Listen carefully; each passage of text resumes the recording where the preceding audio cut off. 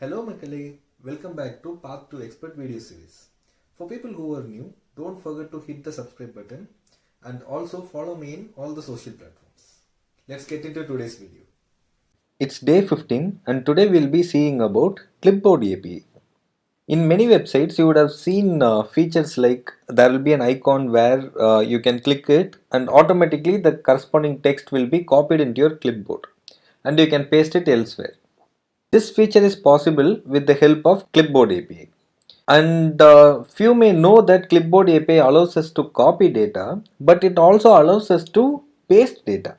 Today we will be seeing how to implement programmatical copy and programmatical paste of text using Clipboard API. If you see here, I have a very simple HTML with few text and two buttons and a text area. It looks something like this. You can copy me as the text which will be copied on click of copy button, and on click of paste button that the copied text will be pasted into the text area. This is what we are going to implement. Currently I have only the HTML and no JavaScript. Now first let's implement the copy feature. So on click of copy button I am calling a function called copy. Please remember Clipboard API is a async API. So you should be using async functions for Clipboard API. So let me create async function copy, and let me create a try catch block. In case of error, I'll just console log the error. And the Clipboard API is part of the navigator. So how do we copy something into it? Using a function called write text. Since it's an async operation, I'll use the await keyword navigator dot clipboard dot write text of.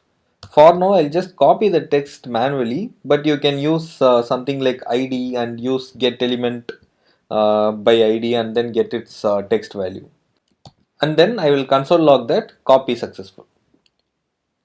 Let's go and verify copy first. I'll reload my page.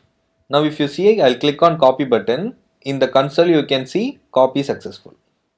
I can zoom in my console. And if I press Ctrl V in my console, you can see you can copy me text is being pasted there. Cool. Now we have implemented copy feature. Next it's time for paste feature. Again, paste is also a async function, and I am calling a function called paste on click of the paste button. So let me create one more async function. Maybe let me copy paste this and change it bit. I'm a bit lazy. So I created a new function called paste, but this time we are not going to copy, so we need to change the function.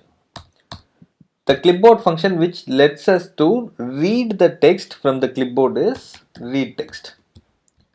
Now we will store the output in a variable const text is equal to await of navigator dot clipboard dot read text.